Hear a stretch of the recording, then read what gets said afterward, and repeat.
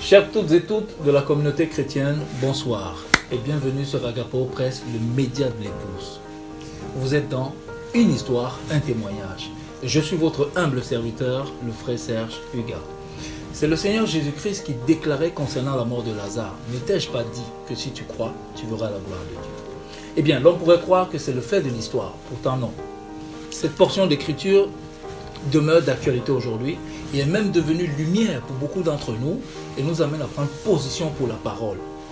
Mais bien aimé, mourir relève du naturel, mais revenir à la vie bien après la mort relève du surnaturel. Et c'est l'un des faits marquants de l'année 2018, l'histoire de notre sœur qui a fait une très bonne expérience de l'au-delà. Elle se prénomme la sœur Sarah. Son histoire, écoutez-la.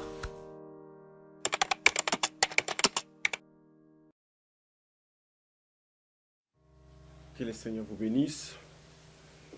Je suis le frère Ale Kinkela. Je suis pasteur à Gospel Tabernacle, Orléans.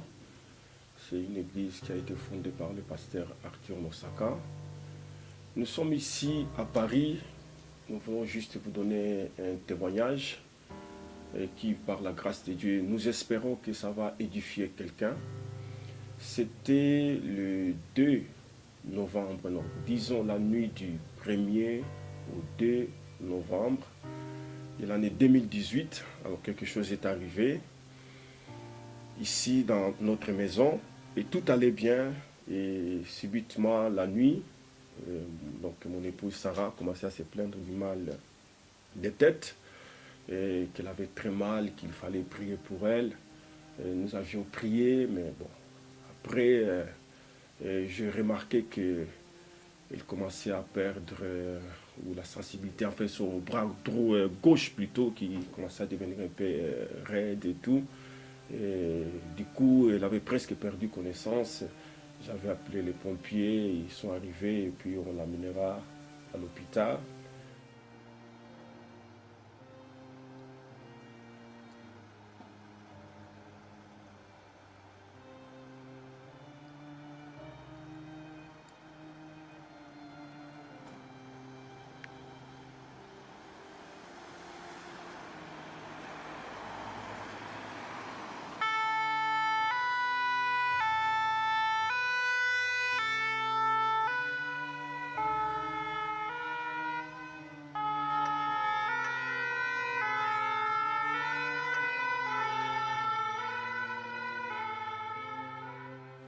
Et arrivé à l'hôpital, c'est là que les choses se sont précipitées, sont allées très vite.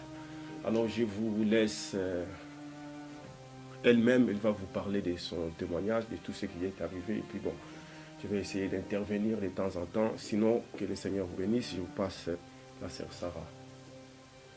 Que le Seigneur vous bénisse.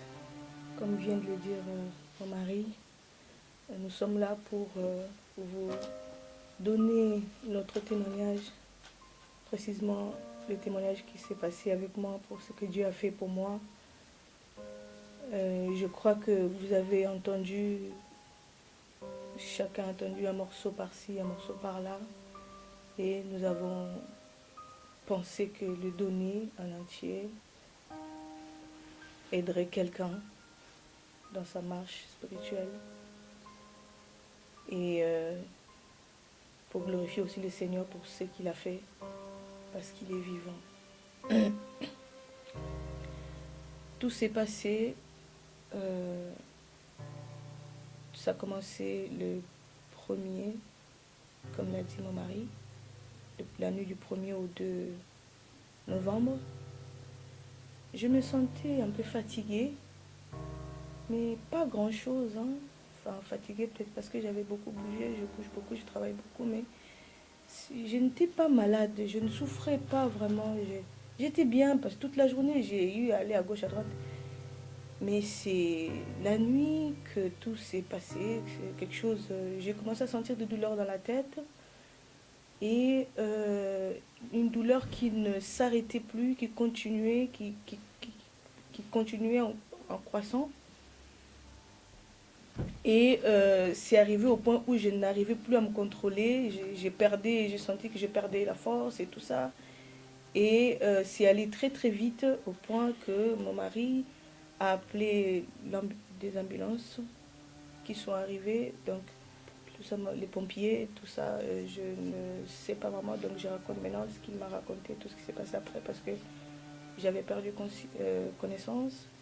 Et on m'amènera à l'hôpital. Arrivé là-bas, avant d'aller à l'hôpital, déjà, comme j'avais des flashs, j'ai entendu le pompier dire, appeler leur centrale pour donner des rapports en disant que madame est en train de faire une crise d'AVC et il n'y a pas que ça. Elle a une rupture d'artère. Mais il fallait faire des examens à fond. Mais ce qui était sûr, c'est que j'étais en train de faire une crise d'AVC. C'est là qui a provoqué la coupure d'artère de la tête. Ça reste à chercher parce que même les médecins n'ont pas compris. Et on arriva à l'hôpital. Tout s'est passé très très vite. J'ai été déclarée morte, finie. Les médecins ont dit que c'était fini, que c'était trop tard. Ma tête était pleine de sang, qu'il n'y avait plus moyen de faire autrement, que c'était fini. Ils ont remis mes affaires à mon mari et on m'amena encore dans un autre hôpital pour voir encore ce qu'ils pouvaient faire. Une fois là-bas, les médecins ont dit la même chose. Ils ont essayé de faire ce qu'ils pouvaient, mais c'était trop tard. Ils ont dit c'était trop tard, c'était trop grave, ce n'était plus possible de faire quoi que ce soit. J'avais un hématome dans la tête, j'avais ma tête pleine de sang dans le cerveau. Tout le monde sait, les médecins savent. Juste un peu de sang dans le cerveau, les dégâts que ça peut causer. Mais ma tête était pleine de sang. Le cerveau baigné dans le sang, selon les termes des médecins. Et tout ça, moi, j'étais plus là. Je ne savais rien. J'étais dans les comas, j'étais partie. Je ne savais plus rien. C'était mon mari et tous les restes qui géraient. Et moi, derrière, ils sont rentrés dans la prière. Il a appelé le pasteur Arthur pour qu'il puisse se mettre dans la prière. Ils ont continué dans la prière. C'est là que va commencer la deuxième partie. Ça m'est un peu difficile de raconter parce que c'est une expérience qui me coûte beaucoup. Mais je vais faire un effort pour le raconter.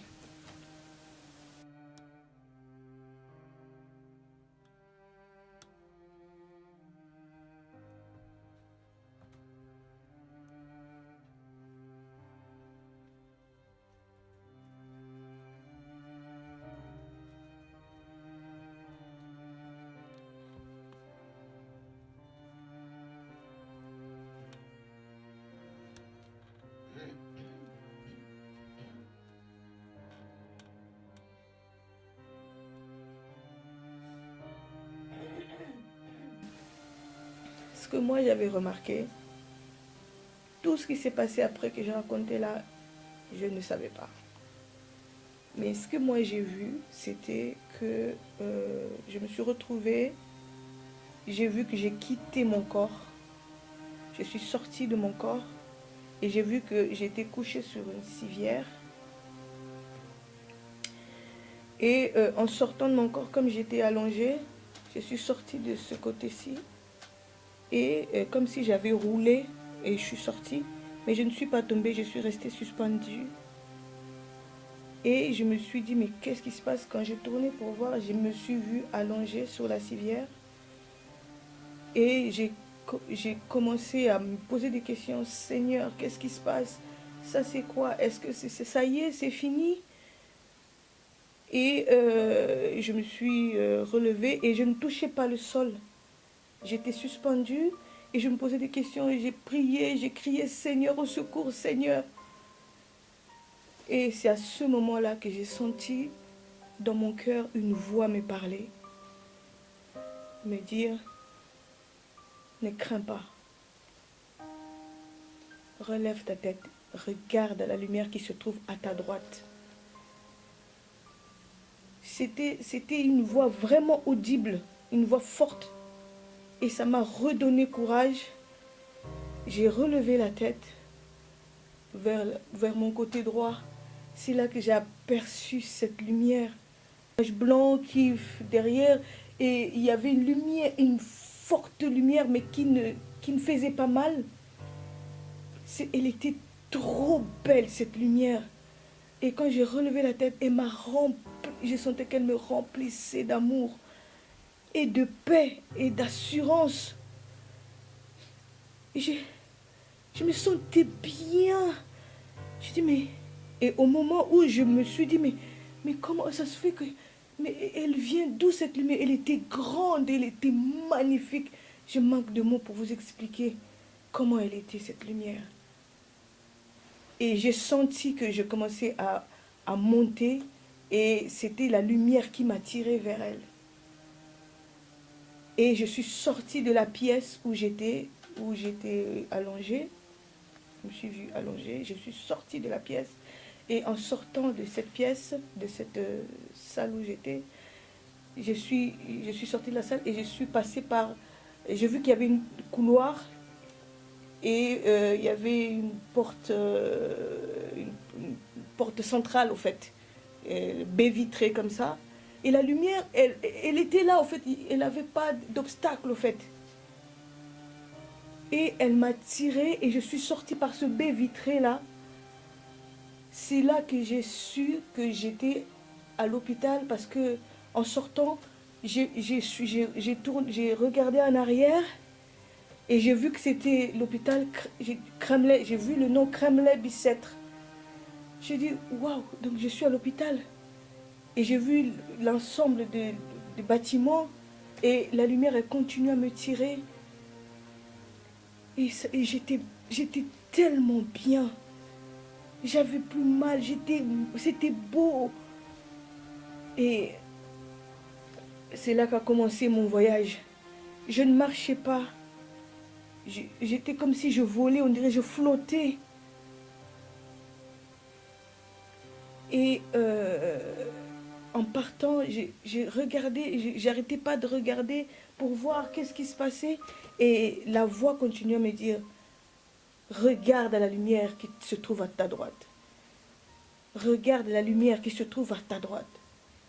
Et je relevais la tête et quand je regardais la lumière, ça me faisait un bien, mais je ne peux pas l'expliquer. Et après, on a continué à partir et j'ai tourné encore ma tête, j'ai vu Paris. Mais au niveau où j'étais, Paris était sale et il y avait de la fumée. C'était pas beau, c'était vraiment pas beau à voir. Qui était très sale. Mais j'ai continué et la lumière elle disait comme si je me distrayais en regardant pour voir mais qu'est-ce qui se passe. Et à chaque fois je faisais ça, la lumière, la voix me disait relève la tête, regarde la lumière qui se trouve à ta droite. Et je relevais à chaque fois la tête. On a continué jusqu'à j'ai reconnu qu'on était arrivé. J'ai reconnu la ville d'Épinay. Là, je l'ai vraiment reconnu. J'ai dit, mais on est vers l'église. Mais c'est Épinay. Et on est arrivé jusque vers le parking de l'église. Et on est arrivé à Shalom Tabernacle. Et la lumière, elle est rentrée dans Shalom Tabernacle. Et moi aussi, je suis rentrée dans Shalom Tabernacle. Je me suis retrouvée devant à la chaire. Pour ceux qui connaissent Shalom Tabernacle, devant la chaire, vers la photo de frère Branham. À la chaire de Shalom Tabernacle, mon église. Et là, j'étais là, il n'y avait personne. Et je me demandais, mais comment ça se fait que j'ai pas d'obstacle? Et je suis rentrée là, et la lumière, elle était là. Puis, j'ai senti que la voix qui me parlait à l'intérieur, Elle ne me parlait plus à l'intérieur, mais je la sentais à l'extérieur, toujours vers mon côté droit. Et j'ai senti qu'il y avait quelqu'un qui me parlait, mais avec la même voix qui me parlait dans mon cœur. J'ai dit, mais attends, qu'est-ce qui se passe? Et je voulais me tourner pour voir qui était là. Je n'arrivais pas à me tourner vers ce côté droit. En fait, je sentais une présence, mais la voix était la même. Après ça, la voix, elle m'a parlé, donc je vais vous parler de certains détails. Elle a continué à parler, mais elle parlait chez cette présence, cet homme, je dirais cet homme ou cet ange qui était là quand je suis arrivée à l'église. Et tout de suite, après, on a fait un petit moment à l'église, puis la lumière elle est ressortie en m'amenant avec elle, parce que c'est elle qui m'a tirée au fait. Il y avait une force qui m'a tirée. Mais j'étais là, c'était elle qui faisait tout. Et on est parti, on est sorti de l'église, pas par les portes. On a traversé le mur, on est sorti par le toit, on est parti. Mais la présence de l'homme là était toujours là. Et à chaque fois qu'il me parlait, je me sentais bien. En fait, j'avais envie qu'il continue à parler. Et sa voix n'était pas étrange. Sa voix était étrange. Et je disais, mais il n'est pas étranger à moi. Je sens que je le connais. Je le connaissais. C'était pas quelqu'un que je connaissais pas. Je sentais que c'était quelqu'un que je connaissais. Et à chaque fois, il parlait. Il me faisait un bien. J'avais envie qu'il continue à parler. Et on a continué à voyager. C'est là qu'a commencé le vrai voyage. On est sorti, j'ai vu vraiment, on est sorti de Shalom. Voilà, Shalom est resté en bas, on est parti. On a continué à avancer. Et cette lumière, elle était toujours là, à ma droite. Elle était toujours là, on a continué et tout. Et j'avais certaines questions que quand je posais ou quand je parlais, la voix me répondait, on conversait, mais j'arrivais pas à tourner pour voir le côté ou pour voir qui était là. J'arrivais pas, j'étais comme bloquée de ce côté-là. On dirait que la voix m'empêchait de le voir. C'est comme ça qu'on a continué, puis on est parti. On a fait un bon moment de voyage. Puis j'ai vu qu'on s'éloignait, on s'est vraiment éloigné, tout ça.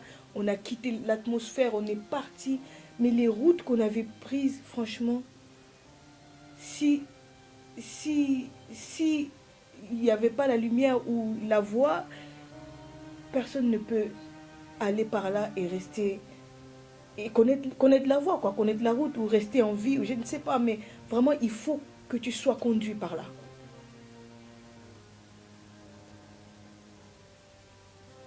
Et j'ai vu qu'on commençait à perdre un peu d'altitude. Et j'ai remarqué qu'il y avait comme un champ. Puis on est passé. On était toujours en train de voler au-dessus. On était très haut, mais on volait au-dessus. Et c'est comme ça qu'on a dépassé le champ que je voyais. Puis j'ai vu qu'on perdait de plus en plus d'altitude. Puis on a atterri. J'ai vu la rivière. On a atterri sur un rivage. Et la voix, le monsieur, enfin je peux l'appeler monsieur ou voix ou ange, je ne sais pas, mais était toujours là avec moi. Et il me rassurait tant qu'il me parlait. J'avais pas envie qu'il arrête de parler. J'avais toujours envie qu'il continue à me parler. Ça me faisait un bien, je ne peux pas expliquer. Et quand on est arrivé à cet endroit-là, c'était étrange. Je dis, mais je pouvais voir de l'autre côté de la rivière. Je voyais un groupe de gens. Il y avait des groupes de gens. Ils avaient des très beaux corps et des robes blanches. Mais cette blancheur-là, non.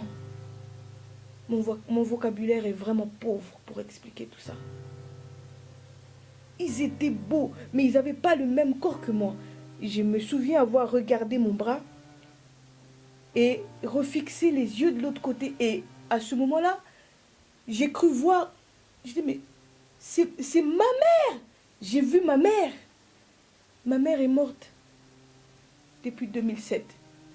Et là, je la voyais de l'autre côté. Et elle a levé la main, comme on dit, Sarah. Et j'ai vu qu'elle a tourné son regard. Comme pour regarder, il y avait un autre groupe des gens aussi ils étaient beaux. Ils étaient tous en robe blanche. Et j'ai vu que le côté où ils regardaient, j'ai suivi de regard et j'ai vu que elle voulait signaler quelqu'un, mais en fait, la personne quand elle s'est réveillée, c'était mon père. J'ai dit, c'est pas. J'ai hurlé, papa! Il y a quelques personnes qui connaissent mes parents. Mon père est mort en 2013, ma mère est morte en 2007. Mais ils étaient là-bas, ils étaient là, je les ai vus ensemble, de l'autre côté de cette rivière-là. Ils étaient beaux, ils avaient tous ceux qui étaient de ce côté-là, ils avaient tous les mêmes corps et les mêmes robes. Et j'ai encore regardé mon corps parce que ça ne se ressemblait pas. J'ai demandé à la voix, mais c'est où le mien? C'est où mon corps à moi? Pourquoi je n'ai pas le corps comme eux là-bas? Et la voix me dira, si tu veux ce corps-là, pour avoir ce corps-là, tu dois traverser la rivière. Ne crains pas, je vais t'aider à traverser. Et je te garantis que tu auras le même corps si tu traverses et la même robe. Et à ce moment-là, j'ai senti quelque chose, une des citations de Frère Branham. Dans mon cœur, j'ai directement répondu,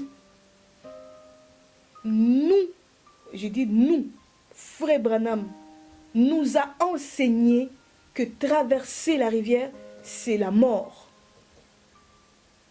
Et j'ai senti la voix sourire, rire. Il a fait un petit sourire, donc il a ri. Après, il m'a dit, après j'entends la voix me dire, tu connais la vérité. Maintenant, veux-tu traverser? J'ai dit non. Je lui ai répondu un non franc. J'ai dit non.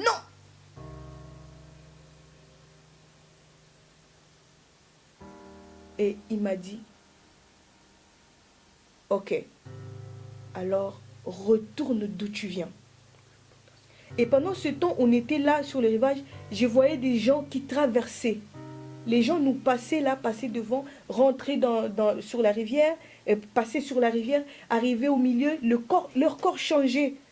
Et leur corps, avant d'atteindre l'autre rive, leur corps changeait et ils avaient des corps comme de l'autre côté. Et les gens passaient, au dernier moment, il y a eu 2 personnes qui sont passées parce que je les ai suivis de regard jusqu'à ce qu'ils sont rentrés dans l'eau et ils sont arrivés jusque dans la rivière. Et j'ai vu que leur corps s'est transformé et je voulais tellement voir la même chose qu'eux.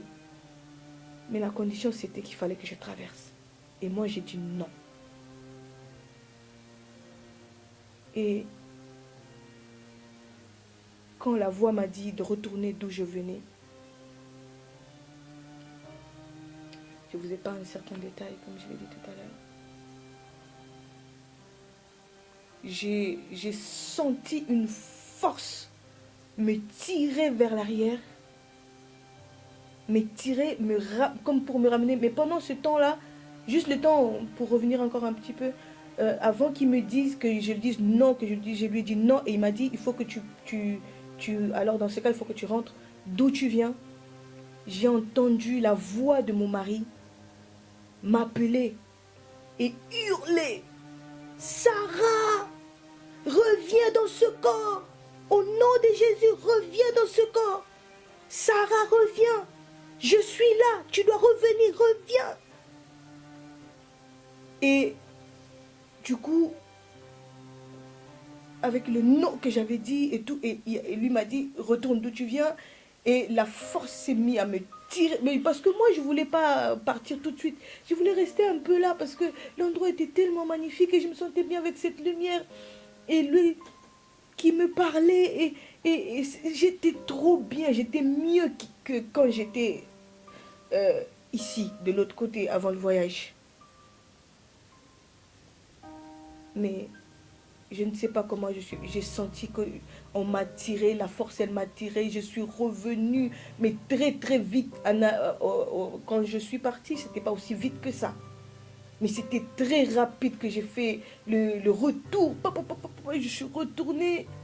Et jusqu'à ce que j'ai revu Paris, j'ai revu l'hôpital. J'ai dit, je suis arrivée, j'ai vu comme les Bicêtre. Et je suis rentrée dans la partie principale.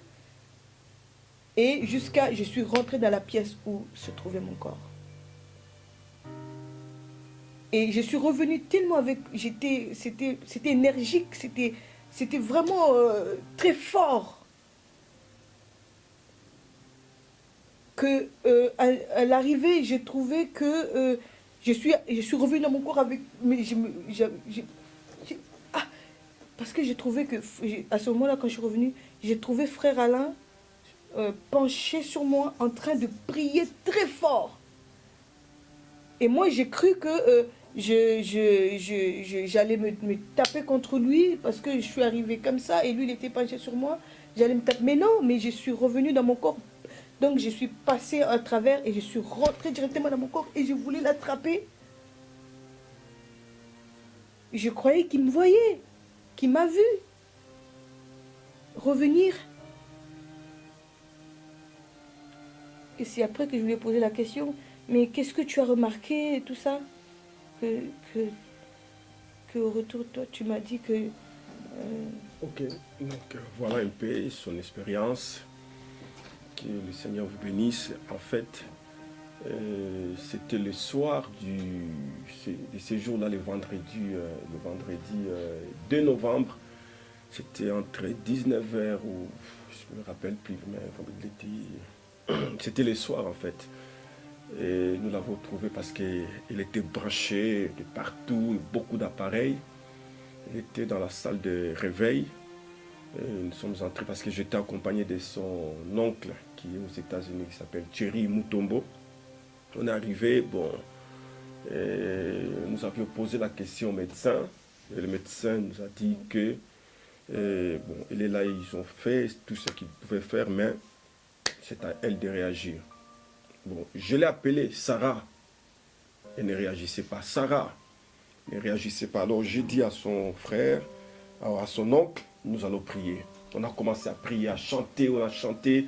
Il y avait beaucoup de malades, on chantait, on priait, on chantait.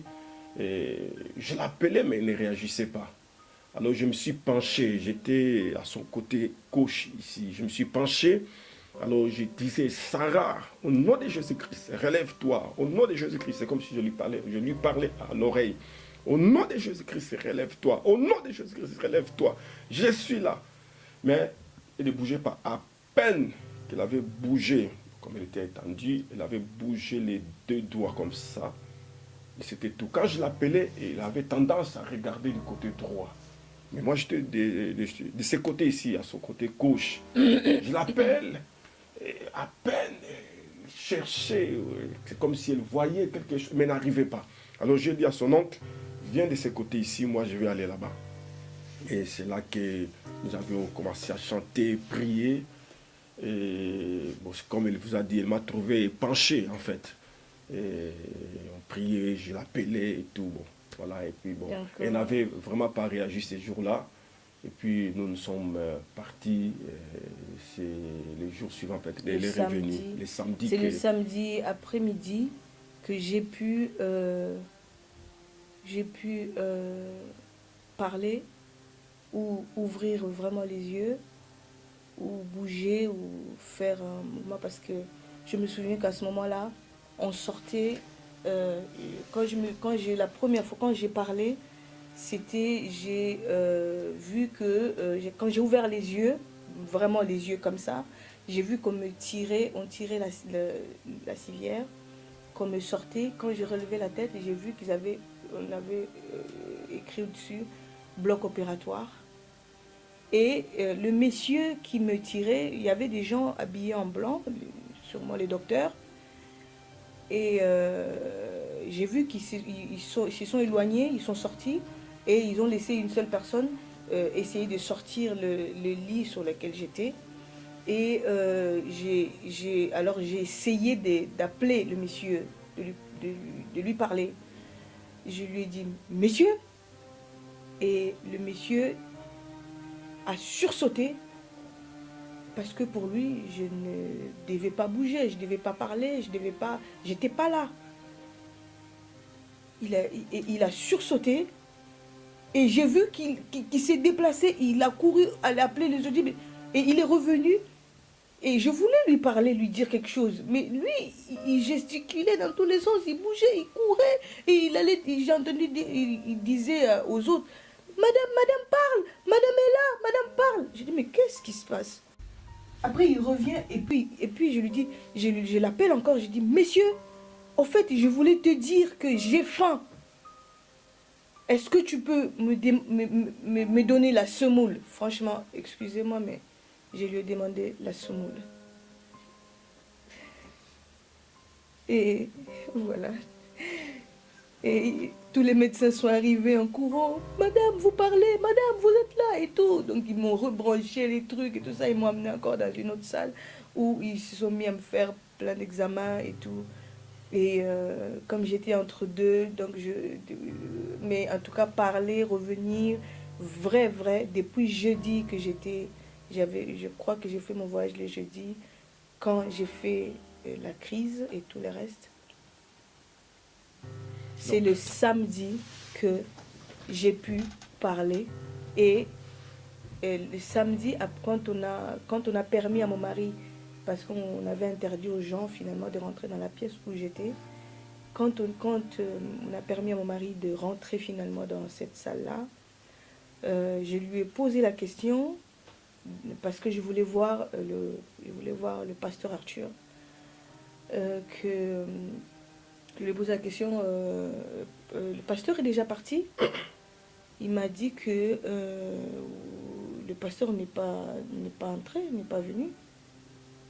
Et le pasteur n'était pas ici, enfin le pasteur était venu je crois le matin ou le lendemain, mais on n'a pas pu le faire entrer.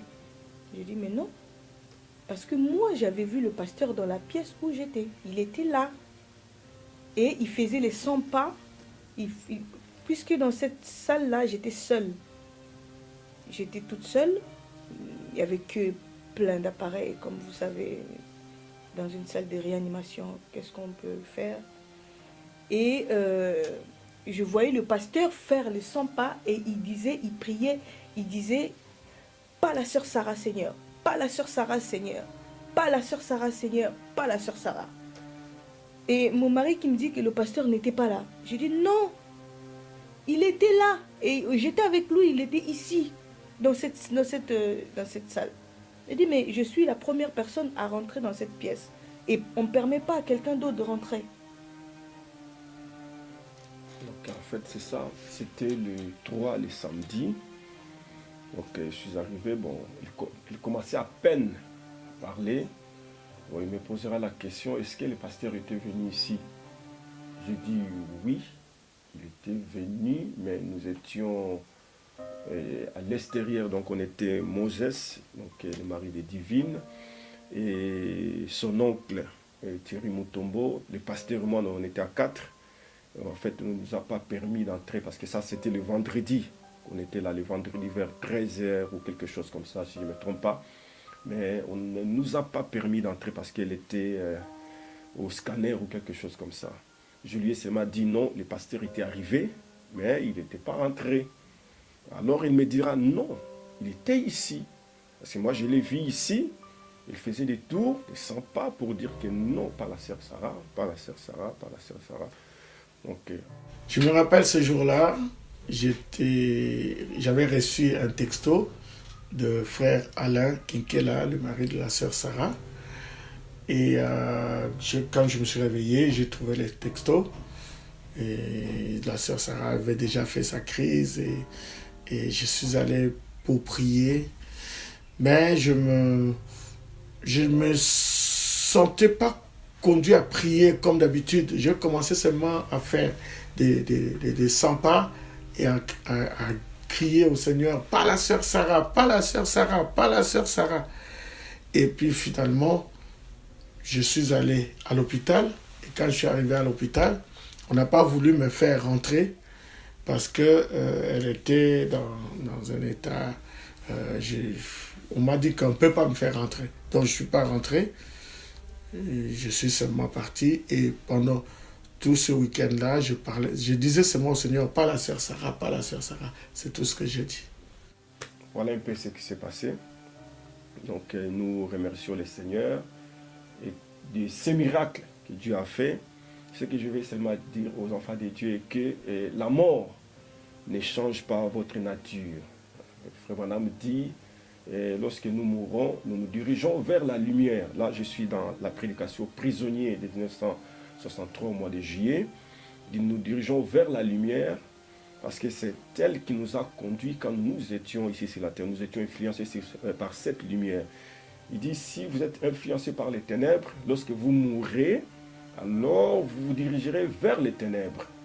Donc voilà un peu ce que je voulais dire, que notre Dieu est réel, il guérit, il restaure.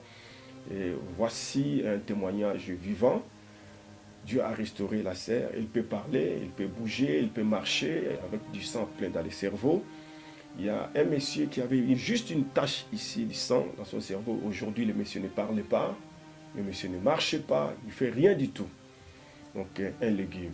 Donc, nous bénissons le Seigneur pour ça, que Dieu vous bénisse très richement. Nous croyons que par ces témoignages, cela va fortifier quelqu'un. Que le Seigneur vous bénisse et nous disons Shalom. Shalom, shalom, peuple de Dieu. Le Dieu là qui a fait avec moi, parce que ce qui était arrivé, les médecins ne pouvaient plus rien faire, ils m'avaient abandonné, ils m'avaient déclaré morte, c'était fini. Ce qui explique aussi mon départ de l'autre côté. Mais Dieu m'a ramené encore sur terre. Dieu peut le faire encore.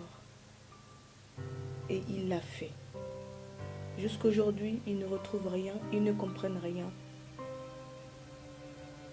Ils disent, on n'a pas fait grand-chose, mais on ne comprend pas, ça s'est passé, et comment c'est arrivé, on ne sait pas, et comment c'est parti, on ne sait pas, on ne comprend rien. Madame, on ne comprend rien à votre situation.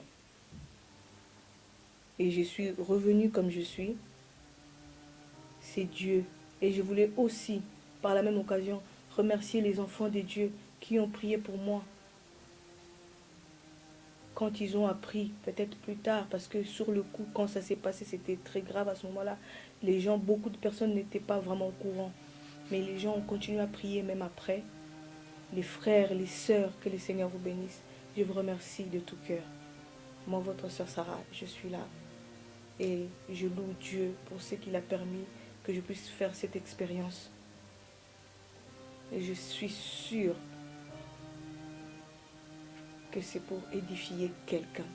C'est pour édifier un enfant de Dieu quelque part. Il y a un détail que j'aimerais vous dire. C'est quand je suis arrivée à la rivière que je me suis mise à me poser des questions. Si j'avais vraiment vécu la vie de Christ, est-ce que je l'avais vraiment vécu comme il fallait? Et ma vie s'est mise à défiler comme ça. Je voyais tout ce que je voyais là-bas, ici, t'as pas fait et tout ça. Et j'ai senti, j'ai dit, Seigneur, s'il te plaît, ai-je vécu ta vie comme il fallait? Je te prie, Seigneur, rentre-moi là-bas. Si tu me retournes, je vivrai mieux qu'avant.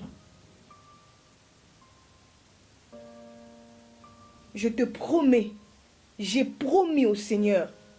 J'ai dit, Seigneur, si tu me retournes là-bas, je vivrai mieux qu'avant. J'aimerai mes ennemis. Je suivrai ta parole, je ferai un effort, Seigneur. Et j'avais mon cœur qui me faisait mal parce que je voyais que j'étais pas digne et que j'avais des choses que j'étais pas à la hauteur. J'ai dit, Seigneur, je crois que je ne suis pas digne, je ne suis pas arrivée. S'il te plaît, retourne-moi. Je te promets que je vivrai ta vie. Je te promets de te servir encore mieux qu'avant, s'il te plaît. Et aujourd'hui, avant d'en arriver beaucoup plus loin, pouvez-vous vous poser la question? Pouvez-vous vous poser la question, où en êtes-vous avec le Seigneur? Revoyez votre vie avec le Seigneur. Ce n'est pas de la blague. Ce n'est pas de la blague. Parce que moi, quand j'étais enfant, je me posais des questions. Je suis née dans une famille où mon père, ma mère étaient dans les services du Seigneur. Je n'ai pas connu une autre vie. Je n'ai pas connu une autre vie, sauf celle de servir le Seigneur. Je n'ai pas connu un autre message, sauf le message de Frère Branham. Et je me posais quand j'ai commencé à grandir un peu, j'avais 11, 12, 13, 14 ans, je me posais des questions. Je sais qu'un jour, je me suis arrêtée et je me suis posé une question. Mais au fait, si une fois cette vie terminée, qu'on traversait de l'autre côté, qu'on trouvait que ce n'était pas vrai, tout ça, on serait perdu. J'ai senti une grosse tristesse, très grande tristesse, parce que je me disais que je n'avais pas l'espoir, je ne savais pas ce qu'il y avait de l'autre côté. Est-ce que, si vous voulez, j'avais un peu remis cette vie-là de chrétienté ou le message, ou tout ce que je vivais là en question. Et cette question-là m'était revenue quand j'étais là-bas. Et j'ai dit, Seigneur, pardonne-moi. Le frère Branham est un vrai prophète. Tout ce qu'il nous avait raconté, qu'il nous avait prêché, était vrai. C'était aussi réel que je peux vous voir, que je peux vous toucher. Tout ça était réel. La rivière, elle était là, les gens, ils étaient là. Les corps, ils étaient tout ce qu'il nous avait prêché était la vérité.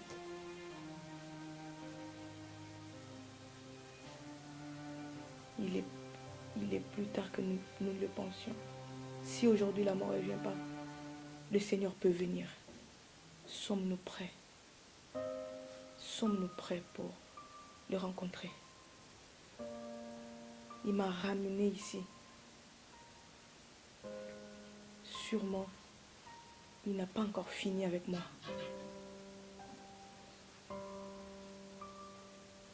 Je crois et j'espère que mon petit message, mon expérience que j'ai eue avec le Seigneur va vous apporter un plus. Frères, sœurs, grands comme petits, le message, ce n'est pas de la blague. Le frère Branham, ce n'est pas des discussions. C'est un vrai prophète de Dieu et ce qu'il a dit, c'est la vérité. Et quand j'étais de l'autre côté, quand cette question, mais c'est la question que je me suis dit, mais comment cette question, j'étais petite. Mais là, la question elle m'est revenue en me disant, tu vois, tu n'es pas perdu et tu ne seras pas perdu. Parce que ce qu'on vous a prêché par frère Branham était la vérité. J'ai crié, Seigneur, pardonne-moi. Frère Branham était un vrai prophète. Ce qu'il avait dit, c'est la vérité. Voilà. Prenons notre vie au sérieux. Prenons le frère Branham, le message, la parole. Mettons notre vie en ordre. Parce qu'on ne sait jamais. Que le Seigneur vous bénisse. L'Éternel a fait pour moi des merveilles. L'Éternel a fait pour moi des merveilles. Il a permis à mon âme et à mon cœur, à tout mon être, de retrouver la position perdue. Oh, oh, oh. L'Éternel a fait pour moi des merveilles. L'Éternel a fait pour moi des merveilles. Il a permis à mon âme et à mon cœur, à tout mon être, de retrouver la position perdue. Alléluia, il est mon sauveur. Alléluia, il est mon guérisseur. Alléluia, il est mon protecteur. Alléluia, surtout il est mon Dieu. Alléluia, il est mon divin roi.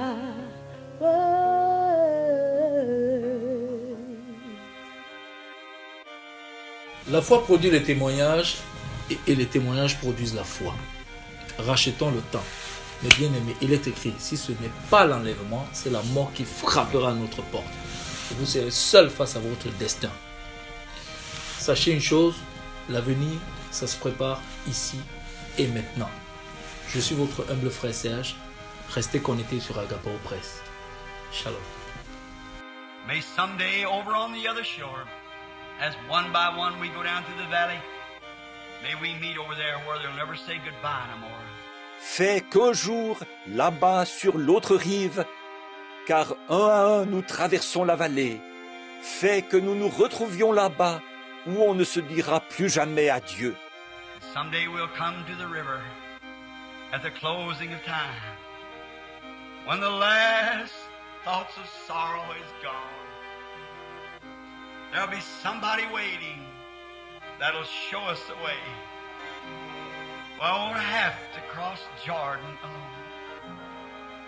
Un jour, nous arriverons au fleuve, quand le temps touchera sa fin, quand les dernières pensées de tristesse auront disparu. Quelqu'un nous attendra là-bas pour nous indiquer le chemin. Je n'aurai pas à traverser le Jourdain tout seul.